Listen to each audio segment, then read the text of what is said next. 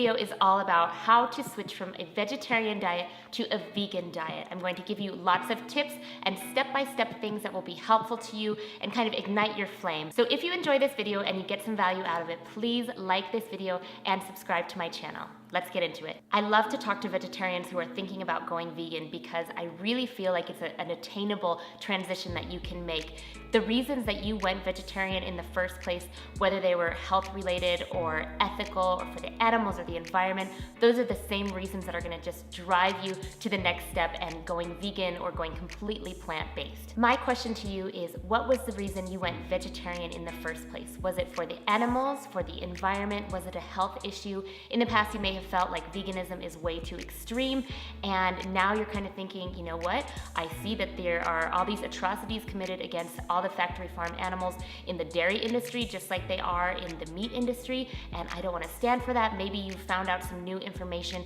about the leather industry and the fur industry that you don't want to stand for. Maybe you're dealing with plaque buildup in your arteries, or you're dealing with acne, or you're dealing with sinus problems from dairy or allergies. All these things can actually come from dairy, so maybe you're just ready to take that leap to the next level, and these are some things that I think are really helpful. Saying farewell to eggs and milk and butter and honey and dairy products, it's gonna be so much easier than you think if you have a game plan in place. Like with everything, when we have a plan and we can stick to the plan, it's always so much easier. If you've been on the fence and you know that you don't want to contribute to the meat industry and what is done to factory farmed animals in the meat industry, I would encourage you to watch some documentaries.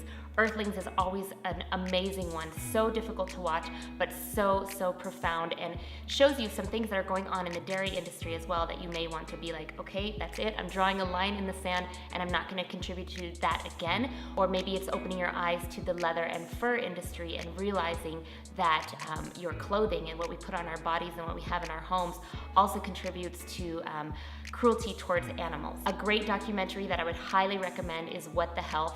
It came out a couple of years ago. If you haven't seen it, I totally recommend it because it goes into depth on the dairy industry and some things there that you may not have known and may really help you make the switch from vegetarian to vegan.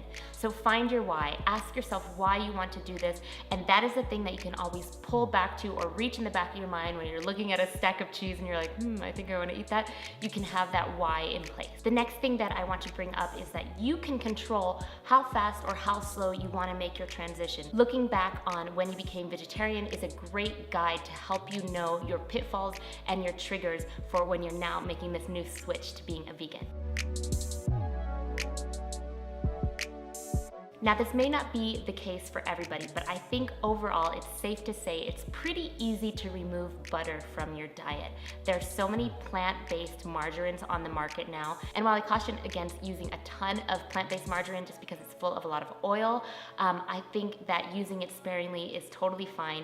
One that I love and I've been using for a really long time is Earth Balance.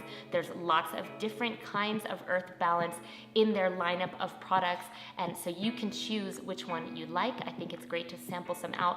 There's more vegan butters or vegan plant-based margarines on the market now than there has ever been, no matter where you are in the world. So just go ahead and pick up a tub at your supermarket and try it out, and if you like it, awesome, and you've got one, and if you don't, you can try out another one.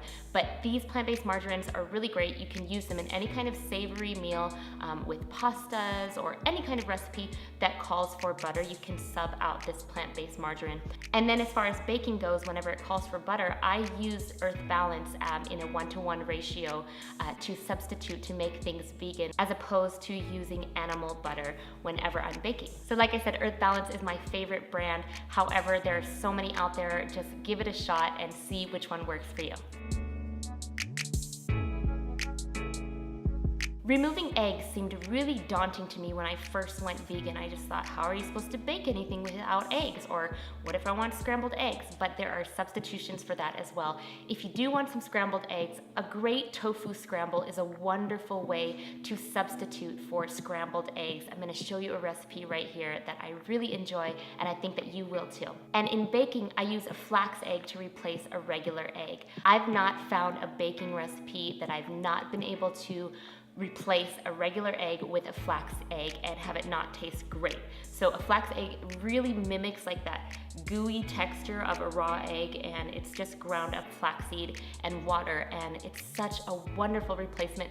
You won't miss it at all. I make brownies with flax eggs, pancakes, waffles, chocolate chip cookies, any kind of dessert that calls for an egg you can replace with a flax egg and you will be golden. The next thing I want to bring up is finding a plant milk that you like.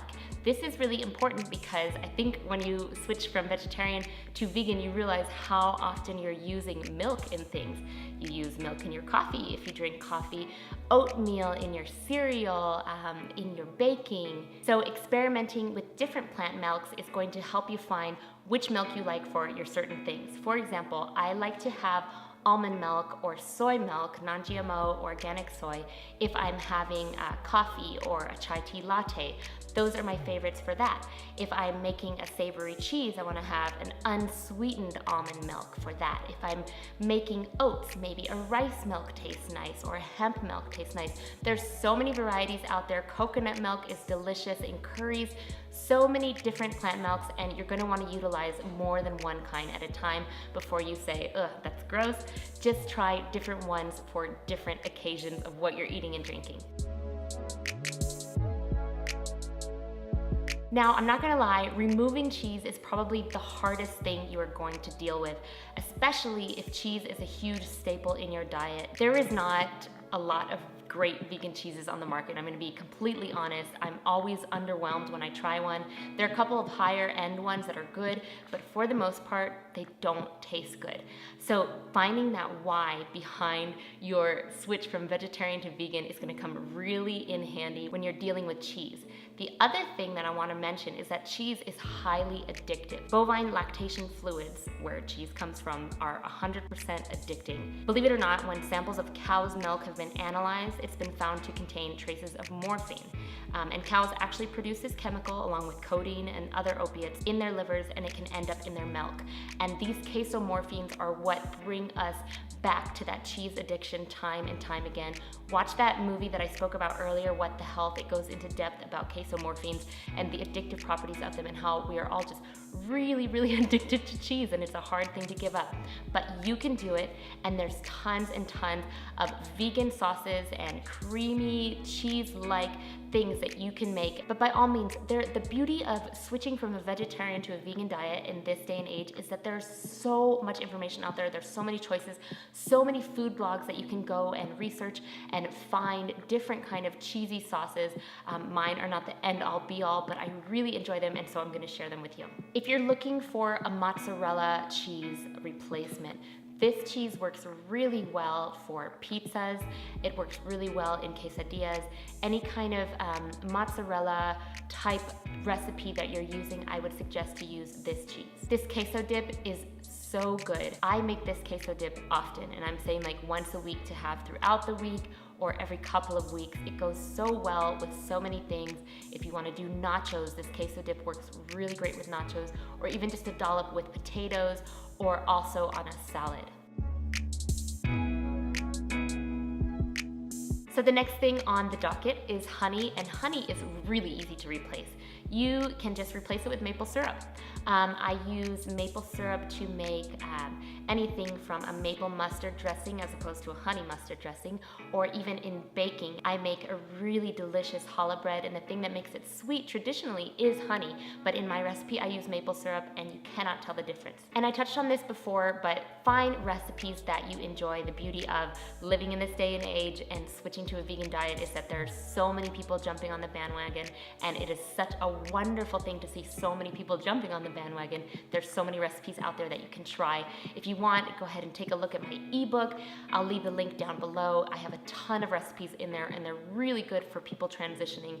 I've gotten a lot of feedback from people saying, I eat your recipes every single day, and my family loves them, and they're not vegan, so that's a great place to start. And if you don't want to buy the ebook, no worries. Check out my website. I've got a ton of free recipes there, and there are so many other food bloggers out there, vegan food bloggers, that you're gonna find some recipes that you enjoy and that are exciting to you and will keep you on track. And then the last thing I wanna mention is that you make sure that you read your ingredient list.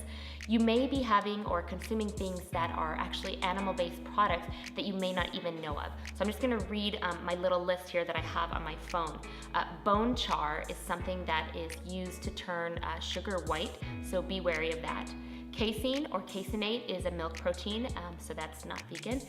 Gelatin, and if you don't know, gelatin is actually a protein that comes from the skin and ligaments and bones of cows and pigs, so you definitely want to be careful of that. And even in things like gummy worms, you need to be really careful because most gummy worms contain gelatin. Find some vegan gummy worms and you'll be set.